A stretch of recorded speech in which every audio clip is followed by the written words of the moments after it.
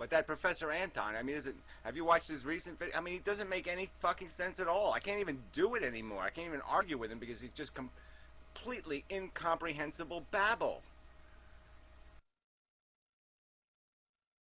Well, to me too, a lot of it. I mean, I understood the video he made about ethics and morality. I at least understood him. He made a bunch of, well, he made a bunch of other videos that just don't make a hell of a lot of sense to me. I like his colleague, though. That what's her name, Valerie Peterson. Have you noticed? Did you see his video? She talks so much more plainly than he does, and in my opinion, makes more sense.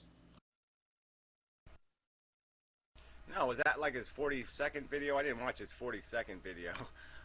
But, yeah, I mean, if there's a chick to argue with, I'd much rather go after her. So, yeah, I'll go find her. You know, hell with him. He's out of she's not too bad looking in a kind of academic way either. I know a lot of female professors like that. Yeah, well, brains is always a compensator, too. You know, and I mean, you know, a little bit of brains really does help you know, the eyes look more straight. You know, you can fix a lot of flaws with a brain. Smart is sexy, no doubt about it. She's not bad looking either, though.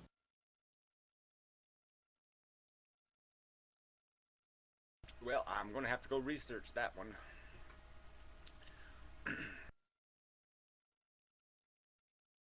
And I think the whole thing was kind of a pickup on that conversation you'd had with To Be Serious, because they were talking about the inevitability of the metaphor.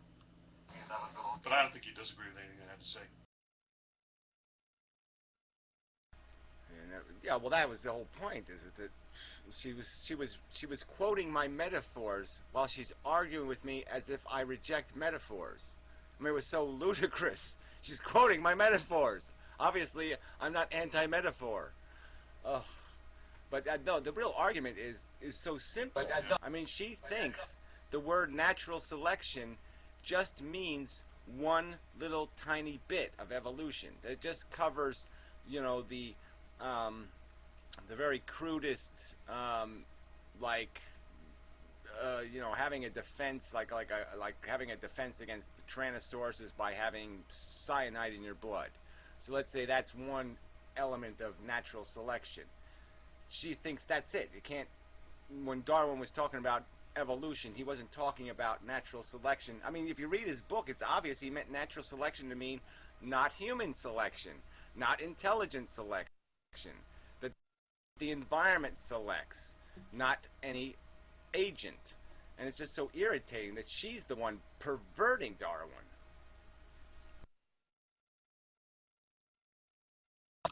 I thought you were just talking past each other, the two of you, because when she said things other than natural selection, you took that to mean unnatural selection, and I'm not sure that's what she meant, but she's just conceptually differentiating between, I guess, genetic, you know, variation and then the selection that goes on the basis of that. But I didn't think there was really anything to that whole argument. It was kind of annoying to watch. I mean, both of you. Well, whatever. The no argument has got to take place because there's a ton of people who think that evolution isn't a crude force, that somehow we're going to make like a giraffe, we're going to make our necks longer. That they're out there. I mean, these people believe this crap, that we can somehow evolve ourselves without worrying about the dynamics of who's giving birth to babies, without worrying about the physics of genetics, that somehow we can just wish ourselves into better people, and it's just such a pile of shit. Well, I don't think she's one of those. I agree they're out there. Well, she is one of them. She believes in free will. I mean, she thinks that somehow she, you know, I don't know. I learned how to make soda bread without anybody teaching me.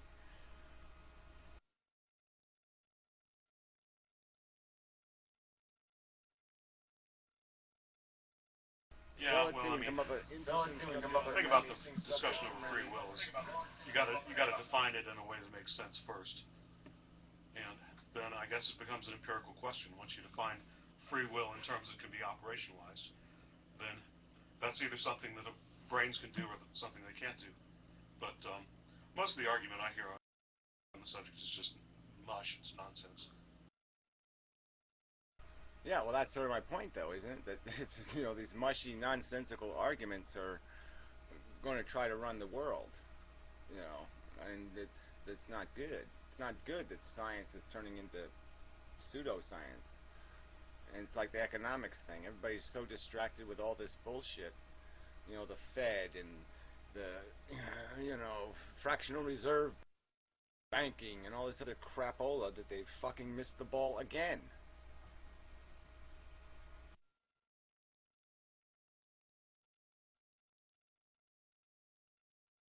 Yes, sorry, I didn't watch any of your economics videos this week.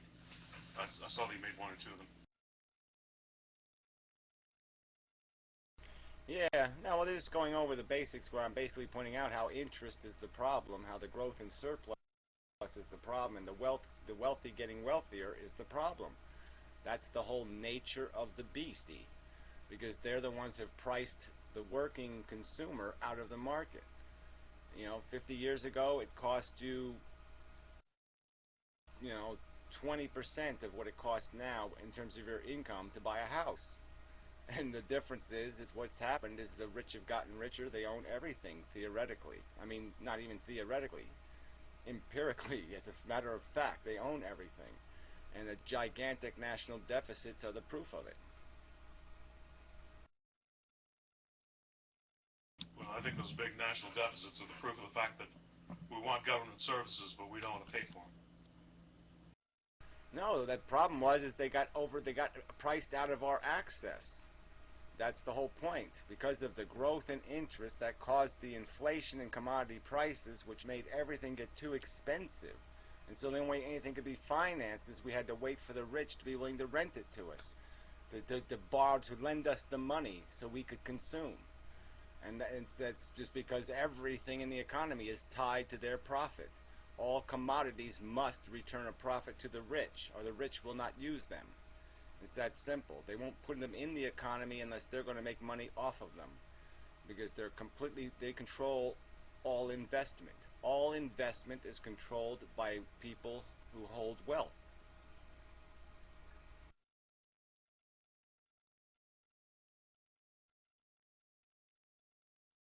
Yeah, and to solve the issue, you just simply take the money back. No harm, no foul. Leave them, look, if they got $1 billion, you leave them with a few million. Oh my God, how are they going to get by on a few $1 million? Oh my God, the world's coming to an end. They'll still be able to live exactly the same lifestyle. They just won't have control over your life. That's all it takes. We just take away their control over our lives. Let them live in their little palaces. Let them polish their fucking nails. We just take the money back and give it back to the working people who made the stuff that made the money in the first place.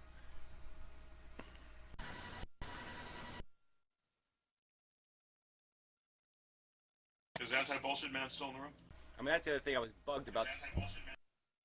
Yeah, I guess he's plugged in now. He's actually docked for amazingly. And his microphone is making noise amazingly, which he needs to turn off. Yes, thank you very much. But his image sucks because his modern city is collapsing. Yes, it's collapsing. It's all failing all over the place. Pretty soon there'll be shit in the streets. What the fuck? What do you think? What the fuck? That's not even an American word. Confederic. An American word? I believe it's English. Also, I think what they're trying to say is Confederate, right? Yeah, well, whatever. Confederates suck. But anyway, Yeah, totally. the point I wanted to make, I wanted to make some sort of brilliant point, and so I'm thinking what it is. Yeah, yeah, the modern mystic, because he keeps talking about money being created through debt, and it's so annoying. Because now I've come to the realization, no, money's created through ownership.